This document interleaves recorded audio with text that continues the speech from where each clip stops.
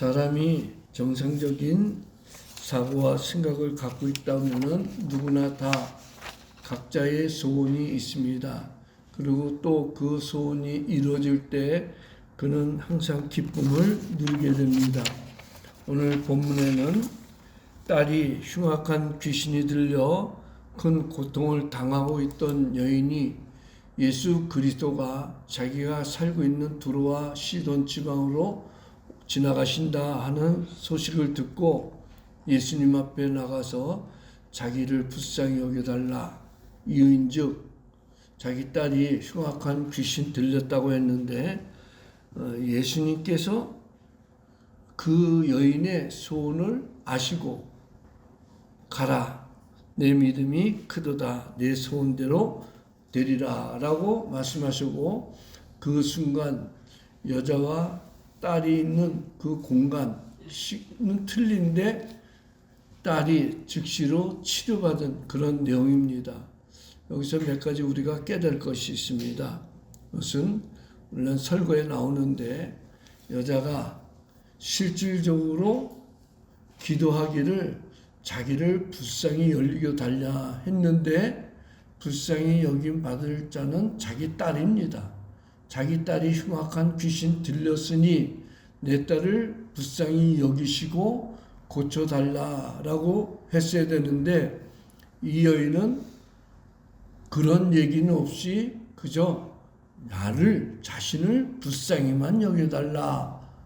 즉 내 딸에게 일어난 그 일은 내 딸의 일만이 아니라 나와 동일한 문제이니 나를 불쌍히만 여겨달라.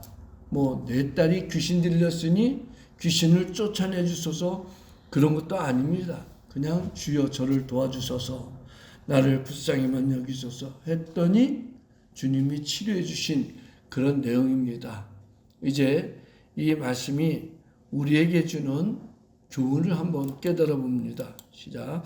첫 번째로 절망에 빠진 여자, 자기 딸이 귀신에 빠져가지고 귀신 들려서 절망에 빠진 여자를 봅니다. 22절에 가난한 여자 하나가 그 지경에서 나와서 소리질러 이르되 주 다윗의 자손이여 나를 불쌍히 여기소서 내 딸이 흉악하게 귀신 들렸나이다. 즉 이 여인의 절망은 자기의 딸이 귀신 들렸다는 것, 흉악한 귀신 들렸다는 것, 그것이 이 여자에게는 큰 절망입니다. 이 여자가 마가복음 7장 26절에는 그 여인은 헬라인이요 수로보니게의 족속이다. 즉 이 여인은 유대인이 아니었습니다. 하나님이 선택한 민족이 아니고 유대인들의 사상에는 하나님이 지옥의 불쏘시개로 사용할 이방인이라. 그 이방 여인이 유대인도 아닌 하나님의 선택을 받지 않은 이방 여인이 예수님께 찾아와서 자기를 불쌍히 여겨달라. 자기 딸이 흉악한 귀신 들렸다라고 주님 앞에 그 모든 것을 고했습니다. 이 흉악한 귀신 들렸다는 것은 도덕적으로 나쁘고 또 육체적으로도 병든 그런 뜻입니다. 근데 단순하게 자기 자신만 흉악한 귀신 들린 것이 아니라 흉악한 귀신의 조종을 받아가지고 다른 사람에게 나쁜 일을 행하는 그런 여자입니다. 그러니 어머니의 마음으로서는 내 딸이 저렇게 형편없이 살게 됐는데 얼마나 그 가슴이 아프겠어요? 대부분 보면 어머니들은 흔히 하는 말이 있죠. 자식들은 키워놔봤자 헛걸하고. 근데 딸은 안 그렇단 말이에요. 왜? 어머니하고 소통이 이루어지니까. 어머니의 그 마음의 한을 딸에게는 얘기하고 딸은 그거를 들어준다고요. 근데 아들은 틀려요. 아들에게 엄마의 그 자기의 속마음을 얘기하면 엄마가 그거 참아야지. 이런 식으로 하니까 엄마하고 아들은 대화가 잘 이루어지지 않아도 엄마하고 딸은 대화가 잘 소통이 됩니다. 그런데 이 여인에게 있어서는 자기의 딸에게 서로 소통할 수 있는 그런 기회가 없습니다. 이유는 귀신이 그 엄마하고 딸을 갈라놔 버렸기 때문입니다. 정상적인 사람이라면은 딸하고 엄마의 관계가 좋을 텐데 귀신이 차단을 시켜버렸습니다.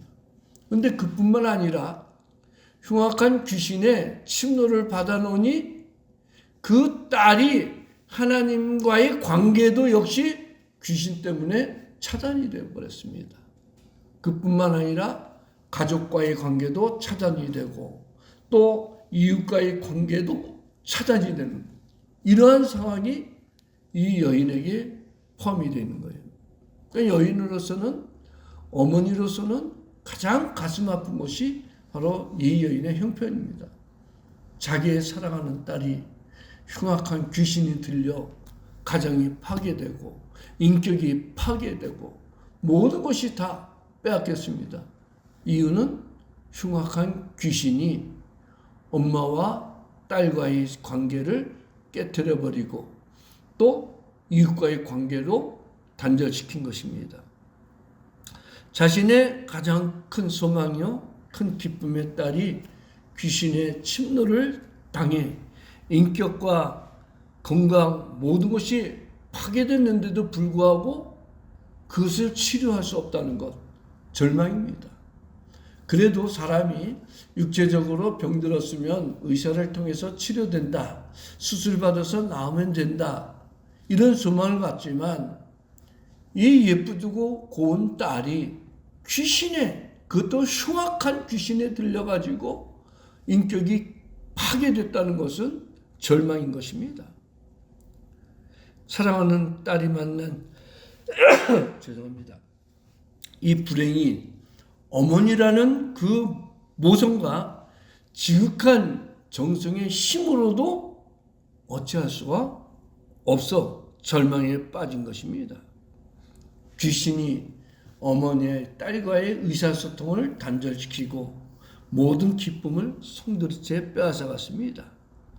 여자로서의 아름다움, 어머니가 대부분 보면 딸이 어렸을 때는 아름답게 치장해주면서 머리도 빗어주고 머리에 핀도 꼽아주고 옷도 이쁜 옷 입히고 하면서 어머니가 스스로 만족을 느끼는데 그런 만족을 느낄 수가 없습니다.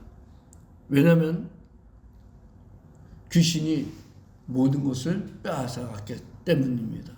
그러나 그래도 절망할 필요는 없습니다.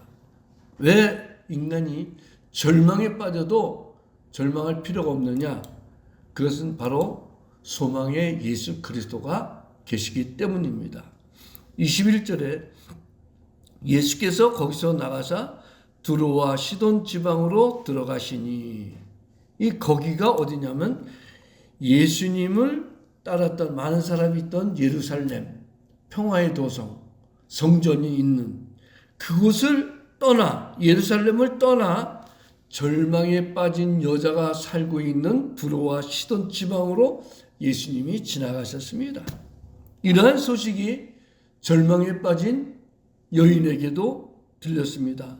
평소 예수님에 대한 소문을 듣기를 죄인들과 병든 자들의 구주다. 예수님을 만나서 예수님의 옷자락만이라도 붙들어도 어떤 병이든 치료받는다. 심지어 육신의 질병만 치료되는 것이 아니라 귀신에 들린 사람까지도 예수님이 정신을 온전케 한다는 이런 소문을 듣던 여인에게는 정말 하늘이 열린 기분입니다. 왜? 여지껏 자신의 방법 또 자신의 모든 것을 다 동원해서 딸을 치료하려고 했지만 치료를 받지 못했습니다. 흉악한 귀신을 쫓아낼 수 있는 사람은 아무도 없었는데 그 전능하신 하나님의 아들 메시아가 자기가 살고 있는 곳에 지나간다는 소식을 들은 이 여인은 귀가 번쩍 열린 것입니다.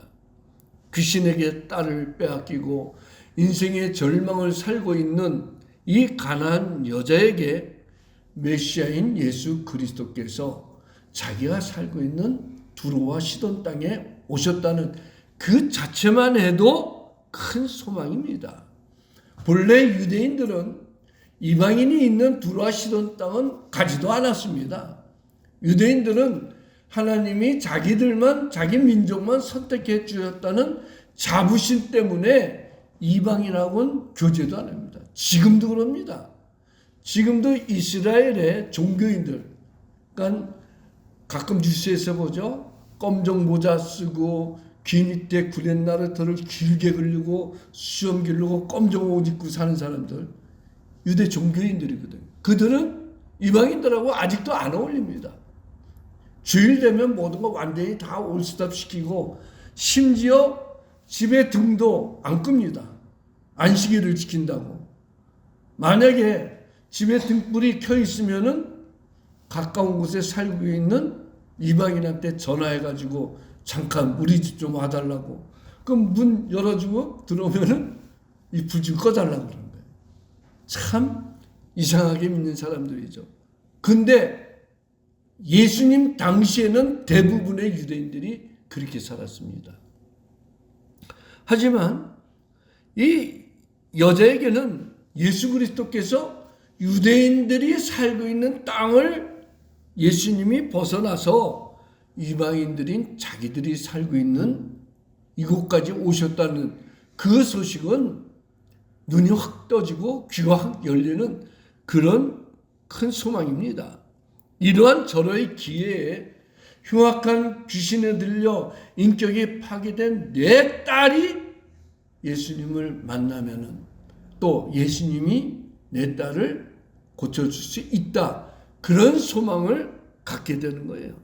이처럼 예수 그리스도는 절망에 빠진 인생에게 소망을 주시는 분입니다.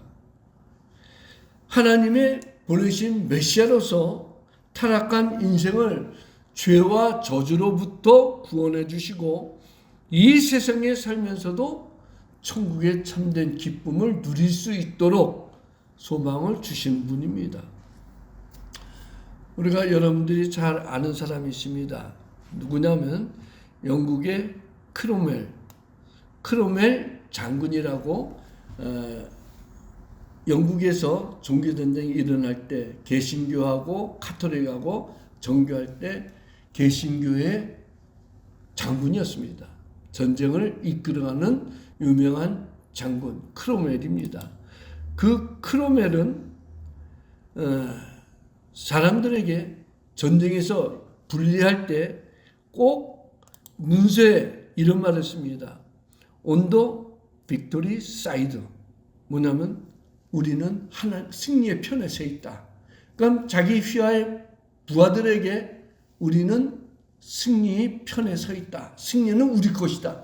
그런 뜻이죠. 근데 이것이 한동안 오래전에 지금은 편지 안 쓰지만 전부 다 뭐 이메일로 보내고 카톡으로 하죠. 오래전에 전부 다 손편지 쓰고 또는 타자로 쓸 때 한때 미국인들도 편지 끝에는 On the victory side라는 이 단어를 잘 썼습니다. 왜냐하면 청교도들의 영향을 받아가지고 우리는 항상 승리 편에 있다. 승리는 우리 편이다. 그런 식으로 편지 말미에 꼭 썼습니다. 이유는 바로 이것을 처음 사용한 분이 크로멜 장군입니다. 특히 전쟁에서 분리할 때 부하 장군들에게 연설하거나 싸움을 격려할 때 승리는 우리 편이다. 우리는 승리 옆에 있다. 그러므로 제군들은 나가서 싸우면 하나님이 도와주실 거다. 이 가장 중요한 것은 승리는 우리 편에 있다 하면서 이유를 댑니다. 이유는 하나님이 우리 편이기 때문이다. 이런 식으로 마음에 승리를 확실한 믿음을 준 것입니다. 그리고 결국 크로멜 군대가 기어코 승리하여 영국을 개신교 국가로 세우는데 큰 공을 세웠습니다. 그런데 그는 무엇보다도 생활 자체가 경건한 생활을 했습니다. 크로멜 장군의 감사 기도로 아주 유명한 기도가 있습니다. 우리 한번 같이 읽어볼까요? 시작. 사람들 중에는 먹을 것이 있어도 식욕이 없어 제대로 먹지도 못하는 이가 있습니다. 또한 식욕이 있어도 먹을 것이 없는 이가 있습니다. 저희에게 먹을 것과 식욕을 주신 하나님 감사합니다. 참 정말 믿음의 기도죠. 저는 어디 공적인 모임에서 식사 기도할 땐 꼭 이걸 써요. 이제 노예 목사님들이나 또 교육자회의 때 제가 이제 좀 연로하다고 식사 기도를 하면은 이 내용을 꼭 해요. 근데 약간 수정해서 하죠. 지금도 지구촌에서는 물질이 없어서 굶는 사람이 있고 또 물질이 있어도 질병으로 인해서 먹지 못하는 사람들이 있는데 우리에게 건강도 주시고 음식도 주신 하나님 감사합니다. 이런 식으로 기도를 해요. 네, 사실 맞잖아요. 우리에게 건강 주시고 또 물질도 주시고 식욕도 주셔서 사실 먹고 싶은 거 못 먹는 사람은 없어요. 오히려 너무 많이 먹을까 봐 걱정하죠. 다이어트 한다고. 우리는 모든 일에 하나님, 오직 하나님 중심의 기도가 돼야 되고 하나님께 감사하는 그런 신앙이 돼야 되는 거예요. 하나님은 우리 편이시다. 하나님은 반드시 나를 돕는 전능하신 분이시다. 그런 믿음으로 그런 소망으로 살아갈 때 우리가 사는 그 장소, 내가 가 있는 어디 곳이나 하늘나라가 될 것입니다. 세 번째, 절망을 극복하는 여인의 믿음을 봅니다. 여인이 예수님을 만나기 전에는 완전 절망이지만 그 절망을 예수님을 만남으로 말미암아 완전히 절망에서 벗어났는데 그냥 단순하게 벗어나는 것이 아니라 예수님을 향한 올바른 믿음이 있어야 되는 거예요. 그래서 첫 번째는 뭐예요? 예수님을 메시아라고 고백했습니다. 22절 하반절에 보면 주 다윗의 자손이여 나를 불쌍히 여기소서. 이 여인이 예수님께 기도하기를 주 다윗의 자손이요 라고 했는데 이게 매우 중요한 의미가 있습니다. 왜냐하면 이스라엘 민족의 사상 속에 메시아는 다윗의 자손으로 온다. 다윗의 왕권을 가지고 이 세상에 오고 다윗의 혈통을 타고 이 세상에 온다 해가지고 주 다윗의 자손이라고 고백한 것은 바로 당신은 하나님이 우리에게 보낸 메시아입니다. 그런 고백입니다. 그러니 이 여자가 예수님을 주 다윗의 자손이라고 한 것은 완전한 신앙의 고백인 것입니다. 예수님을 배척한 다른 유대인과 달리 이 여인은 이방인이었으면서도 당신은 나의 주요 살아계신 하나님의 아들이라 우리의 메시아라 이런 고백은 성경에 보면은 다른 유대인들보다도 가장 먼저 고백한 거예요. 마태복음 15장 다음에 16장이 나오죠. 16장 16절에 베드로의 신앙 고백이 나옵니다. 주는 그리스도시요 살아계신 하나님의 아들입니다. 이것이 예수님의 제자 중 제일 처음에 고백이라서 신앙 고백이라 예수님이 굉장히 기뻐했습니다. 그러면서 뭐래요? 바요나 시몬아 이것을 알게 한 것은 네 하나님이다. 그러면서 예수님이 기뻐했어요. 근데 베드로의 신앙 고백보다도 이방 여인인 이 가나안 여인이 더 먼저 주 다윗의 자손이요. 당신은 하나님이 보낸 메시아요. 우리 민족을 구원할 메시아입니다. 그 고백을 했다는 거예요. 이스라엘 여인도 아닌 이방 여인이 예수님에게 이런 신앙을 고백했다는 건 매우 중요한 의미가 있는 거예요. 그 다음 두 번째로 간절한 마음으로 기도했습니다. 22절에 소리질러 이르되 주 다윗의 자손이여 나를 불쌍히 여기소서 내 딸이 흉악하게 귀신 들렸나이다. 또 25절에 보면 여자가 와서 예수께 절하며 이르되 주여 저를 도우소서. 이 여자는 예수님 앞에 나와서 소리 질렀다 이거예요. 주 다윗의 자손이여 나를 불쌍히 여기소서. 실상 불쌍한 여인 맞잖아요. 근데 어느 누구도 이 여인을 돕는 사람은 없습니다. 오히려 귀신들을 딸을 보면서 귀신 들렸네 손가락질만 했죠. 이런 자기 형편을 예수님께 고백하면서 주여 나를 불쌍히 여기세요. 내 딸이 흉악한 귀신 들렸는데 이 문제를 해결하실 분은 오직 당신뿐입니다. 주님뿐입니다. 그런 식으로 부르짖은 거예요. 25절 이 한 절만 보면 어머니의 마음을 우리가 느낄 수 있죠. 딸이 흉악한 귀신이 들려 그 귀신에게 인격이 빼앗기고 인생의 삶이 빼앗기고 가정은 완전히 불행에 빠졌는데 어찌 불쌍하지 않겠어요? 그러면서 많은 사람이 있어도 상관하지 않고 주여 나를 불쌍히 여기소. 내 딸이 흉악하게 귀신 들렸습니다. 이 흉악하게 귀신 내 딸을 구원해 주실 분은 오직 주님이십니다. 이런 기도를 하는 거예요. 그런데 불행하게 예수님이 모른 척합니다. 참 이때 얼마나 더 큰 마음이 절망이 빠지겠어요. 분명히 예수님께 내 사정을 고백하면 예수님이 고쳐주시겠지. 그런데 예수님이 모른 척이에요. 이때 얼마나 실망하겠어요? 여러분 신년 기도 제목 있죠? 거기 그 중에 이루어진 것도 있지만 아직 이루어지지 않은 것도 있죠. 작년, 재작년, 몇 년 전 기도 계속하는 거 아직도 응답되지 않을 때 대부분 사람들은 실망을 해요. 그런데 이 여인은 포기하지 않습니다. 간절한 마음이 있기 때문에 그래요. 어떤 경우든 기도가 응답되기 위해서는 간절한 마음이 있어야 돼요. 내 딸이 흉악한 귀신 들려서 지금 예수님 앞에 데리고 오지 못했어도 그죠? 주님 나를 불쌍히만 여겨주소서. 이것이 기도 응답의 시초예요. 예수님이 우리를 불쌍히만 여겨주신다면 내 모든 소원, 내 모든 문제 해결되는 것이에요. 그래서 기도할 때 가장 중요한 것은 뭐예요? 첫 번째가 자기 자신을 고백하는 거예요.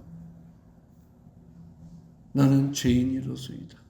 내 죄를 이기고 싶어도 하나님 말씀대로 살고 싶어도 안 되는 나를 불쌍히 여겨주소서. 무엇인가 내 계획대로 하고 싶어도 내 힘과 능력으로는 도저히 할 수 없습니다. 나를 불쌍히만 여겨주소서. 자식을 불쌍히 여기는 부모는 무엇이든지 자식이 원하는 대로 이루어집니다. 하나님이 우리 아버지가 되어주시는데 우리가 우리 아버지한테 아버지 나를 불쌍히 여겨주소서. 내가 무엇인가 계획하고 내가 무슨 큰 뜻을 이루기 위해서 기도해도 아직도 이루어지지 않습니다.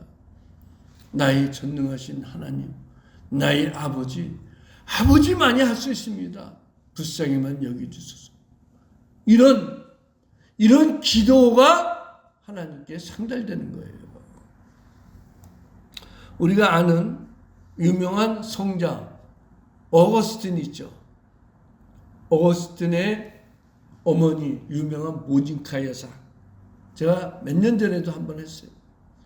자기 아들 어거스틴이 10대서부터 방탕해서 깡패하고 어울리고 또 사창가 여인하고 동거하고 이런 것 또 뿐만 아니라 이방 종교에까지 빠진 거예요. 얼마나 그 마음이 아픈지 주여 나를 불쌍히 여겨주소서. 내 아들 어거스틴이 주께로 돌아올 수 있도록 하나님 은혜를 내려주셔서 방탕한 생활을 청산하고 올바른 그리스도인답게 살 수 있도록 도와주셔서 그런 기도를 17년 했는데도 응답이 없는 거예요. 하루는 마음이 원통해가지고 막 통곡하면서 울다가 그 당시 감독 암브로스, 지금 그러면 이제 목사님이겠죠. 그 암브로스 감독에게 감독님, 어째요 내 기도는 아직도 응답되지 않습니까? 17년 동안 눈물을 흘리며 기도했는데도 내 아들은 아직도 주님께로 돌아오지 않고 탕자가 되어 있습니다. 그랬더니 암브로스 감독이 유명한 말을 합니다. 자매님, 너무 염려하지 마십시오. 절대로 낙심하지 마십시오. 눈물로 간절하게 기도하는 어머니가 있는 아들은 절대로 망하지 않습니다. 그 어머니의 눈물의 기도대로 어거스틴이 회심하고 주님께 돌아와서 회심, 정말 감동 있는 글을 쓰잖아요. 그리고 유명한 교부가 됩니다. 성도 여러분, 어머니뿐만 아니라 아버지라도 할머니라도 간절한 눈물의 기도가 있는 한 그 기도는 반드시 하나님 나라의 금양료에 담아지고 그 기도는 마침내 금대접의 축복으로 생업 속에 부어지는 것을 믿습니다. 세 번째, 끝까지 인내하며 기도했습니다. 24절에서 27절에 있는 내용입니다. 이 여인이 예수님 앞에 달려가서 주 다윗의 자손이여 나를 불쌍히 여기소서 내 딸이 흉악한 귀신 들렸나이다 했는데도 예수님이 아무런 말씀도 않습니다. 그랬더니 제자들이 와서 주여 지금 저 여인이 너무나도 시끄럽게 떠드니 내보내라고. 그런데 예수님이 또 이 여인에게 뭐라고 합니까? 24절 한번 읽어봅시다. 성경 24절 시작. 예수께서 대답하여 이르시되 나는 이스라엘 집이 잃어버린 양 외에는 다른 데로 보내심을 받지 아니하였노라. 예수님이 얼마나 또 섭섭하게 말해요. 나는 이스라엘을 위해서 이 땅에 온 메시아지 이방인 너하고는 관계없다. 이런 식으로 잘라버립니다. 이 정도 말하면 웬만한 사람은 에이 한번 뭐라고 하면서 돌아가겠죠. 이 더럽고 치사해. 그래 나는 이방인이다. 유대인하고만 잘 먹고 잘 살아라. 이런 식으로 삐져서 돌아갈 만한데 이 여인은 안 그럽니다. 그래도 끝까지 주님 앞에 매달려서 절을 하면서 또 기도하죠. 왜 그래요? 그만큼 간절한 소원이 있기 때문에 그래요. 지금 아니면은 내 딸이 절대로 구원받을 수 없다. 그러니 어떠한 말을 해도 나는 포기할 수 없다고 예수님 앞에 또 절하면서 주여 저를 도와주소서 하고 반복합니다. 그자 이번에는 예수님 또 뭐라고 그러냐면 25절에 자녀의 떡을 취하여 개들에게 주는 일이 없다 이거예요. 그랬더니 그건 말 무슨 뜻이에요? 이스라엘 백성들은 하나님의 자녀고 이방인은 너는 개만도 못하지 않나. 이런 모욕적인 말을 합니다. 이럴 때 정말 웬만한 사람이라면 자기 감정을 참지 못하고 폭발해서 뭐라고요? 나를 개라고요? 이런 식으로 시비 걸고 싸우든지 돌아가든지 할 거예요. 근데 이 여인은 또 거기서 뭐라고 그래요?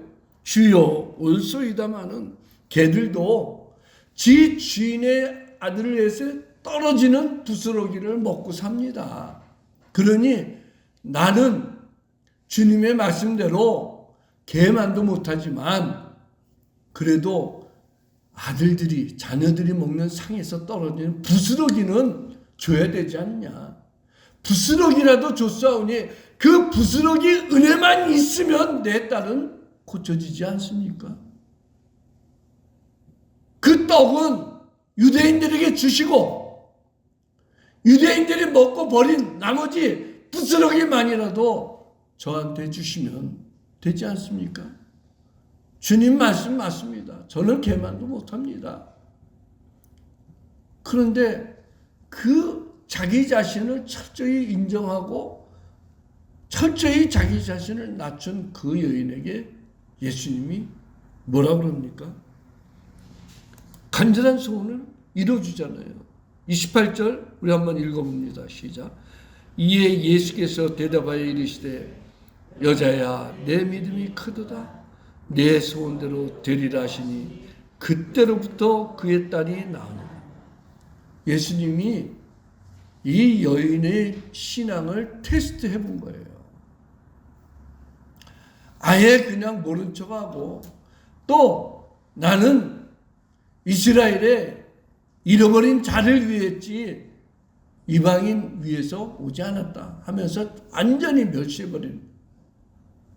그러면서 또 이방인 너는 개만도 못하지 않냐 이런 식으로 뭘도 해도 이 여인이 끝까지 포기하지 않고 자기 자신을 있는 그대로 주님께 고백했더니 예수님이 인정해 주잖아요. 내 믿음이 크다. 여기 보면 여자야 라고 그랬죠. 근데 본문에 보면 감탄사가 있어요. 오 여자야. 그만큼 예수님이 이 여자에게 감동했다는 거예요. 그러면서 내 믿음이 크다. 성경에 보면 내 믿음이 크다는 것이 몇 번 없는데 이 여자에게 예수님이 내 믿음이 크다고 신앙을 인정해 줬어요. 이방 여인에게. 성경에 보면은 예수님 당시에 예수님이 내 믿음이 크도다 이렇게 인정한 것은 대부분 다 불행한 여자들, 자기 몸에 자궁에 하혈병이 있어가지고 항상 고치도 못하는 이런 여인이 끝까지 예수님 앞에 나가지도 못하고 예수님이 지나가는데 뒤로 돌아서 옷자락만 살짝 잡았는데도 예수님 아시고 치료해 주시잖아요. 그러면서 딸아 평안히 가라 내 믿음이 너를 구원하였느니라. 다 이 불쌍한 여인들, 남들에게 말 못하고 자기 스스로 고통을 겪고 있는 이런 여인들이 예수님께 간절히 부르짖고 기도하여 응답받을 때 예수님이 칭찬해 줬다는 거예요. 성경에 보면 돈 많은 사람들 헌금 많이 했다고 칭찬하는 게 없어요. 가난한 과부 2렙돈 한 고드란트 드린 그 여인이 드린 헌금을 칭찬했죠. 어떤 경우는 간절한 소원이 있을 때 간절한 기도가 되고 그 결과 응답되는 거예요. 유명한 테너 임흥균 교수님 알죠? 얼굴도 크고 근데 크리스찬이에요. 기독방송에서 가끔 찬양하고. 그런데 이 사람이 우리는 행복한 예수쟁이들이라는 책에서 쓴 게 있어요. 연대 음대를 수석으로 입학하고 이태리와 미국에 유학 가가지고 돌아왔는데 교수로 청빙해 주는 데가 없어갖고 연세대에서 10년 동안 시간 강사합니다. 이 강사들 참 비참하거든요. 강사들도 많지도 않아요. 그런데 연대 수석 입학했죠. 이태리, 미국 또 유학까지 가서 정말 많은 훈련도 받고 인정도 받았는데 정작 한국에서는 갈 데가 없는 거예요. 교수 자리가 없는 거예요. 10년 동안 강사하면서 계속 하나님께 그냥 기도하는 거예요. 하나님 때가 차면 이루어질 줄 믿습니다 하는데 마침내 10년 후에 한국예술종합대학 부교수가 되고 그 다음에 정교수가 되고 2년 전에 은퇴했죠. 정년퇴직으로. 그러면서 그는 이런 말을 합니다. 10년의 그 강사, 시간 강사 기간은 고통스러웠지만 하나님께서 자신을 연단시키기 위한 과정이었는데 그때 포기하지 않고 하나님께 끝까지 인내하고 기도한 결과 하나님께서는 마침내 자신을 교수로 세워주셨다. 간절한 소원은 언젠간 응답되는 거예요. 2010년 3월 호주에서 특별한 일이 일어났습니다. 한 여인이 쌍둥이, 이란선 쌍둥이를 낳았습니다. 그것도 아주 어렵게. 여자 이름은 에이미, 아들 이름은 제이미 했는데, 제이미가 생후 27만에, 그러니까 쌍둥이를 출산했는데 미숙하죠. 여자아이는 그래도 인큐베이터에서 건강한 모습으로 잘 자라고 있는데, 사내아이 제이미가 워낙 작게 태어나가지고 1kg 조금 넘는 그런 상황에서 태어났다가 결국은 숨이 멎고 말았습니다. 의료진은 제이미를 살리려고 뭐 별 방법을 다 통했는데 결국은 의사가 사망 선고를 내립니다.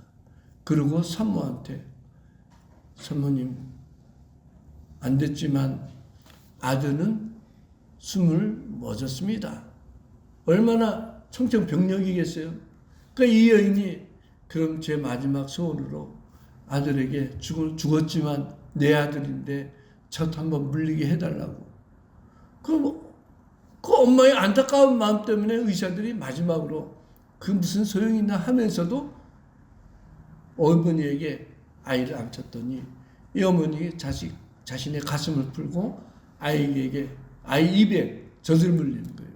이미 호흡이 끝났는데 젖을 물겠어요? 손가락으로 입을 약간 벌어주고 젖꼭지를 물렸어요. 10분 지나고 20분 지나고, 그런데 한참 있다가 아이 손이 팍 떨리면서 입이 열리는 거예요. 살아난 거죠. 어머니의 그 간절한 마음을 하나님께서 응답해 주신 거죠. 성도 여러분, 우리가 사는 이 세상은 우리 힘으로, 능으로 될 수 없는 일들이 많이 있습니다. 그럴 때 전능하신 우리 하나님을 찾고 주여 나를 불쌍히 여겨주소서. 그럴 때 주님께서 여러분을 불쌍히만 여기신다면 모든 문제 해결해 줄 줄 확실히 믿습니다.